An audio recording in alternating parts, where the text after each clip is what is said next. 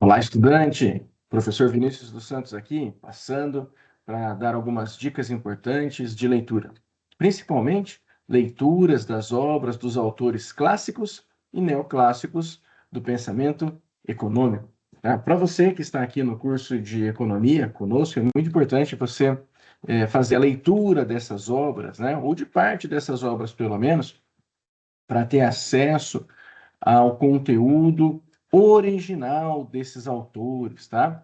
E não apenas interpretações de outras pessoas sobre o que esses autores disseram. Então, acima de tudo, para você, colega economista, é muito importante que você faça a leitura do livro que no Brasil é chamado apenas de A Riqueza das Nações, escrita por Adam Smith em 1776. Essa obra é considerada a obra fundamental, a obra que iniciou o pensamento clássico econômico. Nela, vocês vão encontrar todo um contexto histórico do período de Adam Smith e como ele entendia as relações entre as pessoas e entre pessoas e empresas, né? E vai ficar mais claro para vocês por que o pensamento clássico, que hoje é chamado de capitalista liberal, é tão interessante e é tão propiciador de riqueza. Além disso, vocês também podem ler outras obras clássicas, como, por exemplo, Os Princípios de Economia Política e Tributação, de David Ricardo, que já vai mais profundamente tratar dos assuntos de impostos e seu impacto na vida das pessoas e do país. Vocês também podem ler uma obra muitíssimo interessante chamada Ensaios sobre o Princípio da População, escrita por Thomas Malthus em 1798. Essa obra, apenas a título de curiosidade, Malthus apresenta uma metodologia de cálculo para dizer, para estimar, né, que em alguns anos, uns 50 anos à frente da sua publicação, a população cresceria tanto e não haveria comida para todos. Daí surge um comentário em economia que nós dizemos, né, que a população cresce em escala geométrica, enquanto a produção de alimentos cresce em escala aritmética. Também reforça aquela máxima da ciência econômica sobre a escassez, que a economia é a ciência que estuda a escassez, porque as necessidades humanas são ilimitadas e os recursos limitados, né? Então é nessa obra de 1798 que Thomas Malthus faz essa projeção. E essa projeção permite que a sociedade, governos e pessoas e empresas tomem as providências para minimizar o impacto do crescimento populacional versus a oferta de alimentos, né? Então, o quadro de Thomas Malthus não chegou a se concretizar, porque ele projetou e antecipadamente as pessoas se movimentaram, né? Além dos economistas clássicos, também é importante que vocês façam leitura daquilo que é chamado de economistas neoclássicos. Alguns vão dizer que não existe economia neoclássica, mas entenda o economista clássico e o economista neoclássico como um intervalo de tempo. As obras clássicas surgiram, então, ali naquele período de 1776 e foram até 1850, 1860, por exemplo. As obras publicadas nesse período de tempo são chamadas de clássicas. As que são publicadas depois são chamadas de neoclássicas. E aí você pode estudar, pode ler algumas obras, né? Como O Princípio de Economia, de Alfred Marshall, que foi publicado em 1890, né? A Teoria da Utilidade Marginal, que é importantíssima, porque vocês vão utilizar isso muito, né? Que foi uma publicação de William Stanley Jeffers em 1871.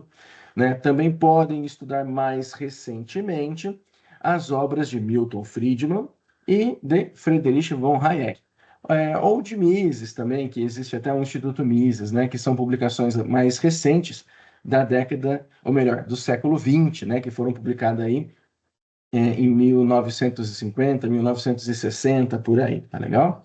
Mas todos esses pensadores são pensadores que dizem que a economia é pró-mercado, né? E também é importante que vocês leiam outros livros sobre o pensamento econômico, mas que não seja tão pró-mercado assim, para que vocês possam entender o contexto histórico. Então, é importante que vocês também façam a leitura da obra de Karl Marx, por exemplo, chamado O Capital, né? Apesar de ser o oposto do pensamento clássico econômico, né? Que é de liberalismo econômico, de individualidade, de propriedade privada, de meritocracia, né? Então, o Capital traz um pensamento oposto. O Karl Marx, nessa obra de 1867, ele traz um contexto histórico que mostra, naquela época, a inexistência de leis que pudessem equilibrar forças entre as partes ativas e negociantes do mercado, né? E depois vocês também façam a leitura das obras de Keynes, né? Especialmente a teoria sobre juros, emprego e renda, que foi publicada aí na década de 1930 também, né? Onde Keynes tenta equilibrar, né, as teorias clássicas e as teorias socialistas, né? Propostas por Karl Marx, na criação de um modelo chamado de um modelo do bem-estar social, para ajudar os Estados Unidos a sair da Grande Depressão de 1929. Com base nessas leituras todas, você vai perceber que todas essas teorias são maravilhosas. Seja a teoria econômica clássica, que fala do liberalismo econômico, seja a teoria socialista de Karl Marx, seja a teoria do bem-estar social ou a teoria dos neoclássicos, todas elas têm aspectos maravilhosos, pontos positivos, alguns pontos negativos, né? E você vai chegar à conclusão de um fator determinante para o sucesso da implementação de qualquer um desses pensamentos. Com qualquer pessoa que você vá conversar, que tenha uma determinada posição sobre as teorias clássicas ou neoclássicas ou socialistas ou não de economia, eles vão te dizer por que a teoria que ele prefere se sobrepõe às demais. E isso com qualquer um. Mas ao ler todas, e você, estudante de economia, precisa conhecer todas, vai perceber que existe um ponto fundamental em todas elas, que é o ponto que garante o sucesso ou o insucesso de todos esses pensamentos. Eu não vou dizer para você qual é, mas quando você tiver um tempo, faça a leitura de uma outra obra pouco comentada nos cursos de economia e de administração ou de ciências contábeis, chamado A Teoria dos Sentimentos Morais. Essa obra, A Teoria dos Sentimentos Morais, foi escrita por Adam Smith em 1759, ou seja, antes dele escrever A Riqueza das Nações.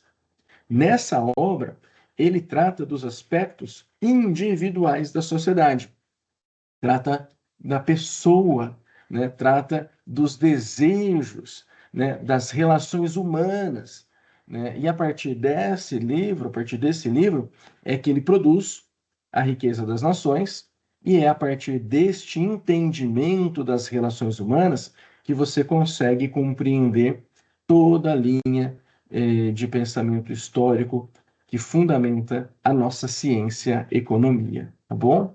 Então, desejo a você aí boas leituras. Se precisar de algum apoio, não hesite em nos chamar. Entre em contato conosco pelo ambiente virtual de aprendizagem, participe das nossas aulas e converse conosco. Estamos aqui para contribuir com a sua jornada de desenvolvimento e crescimento, ok? Um forte abraço e até mais. Tchau.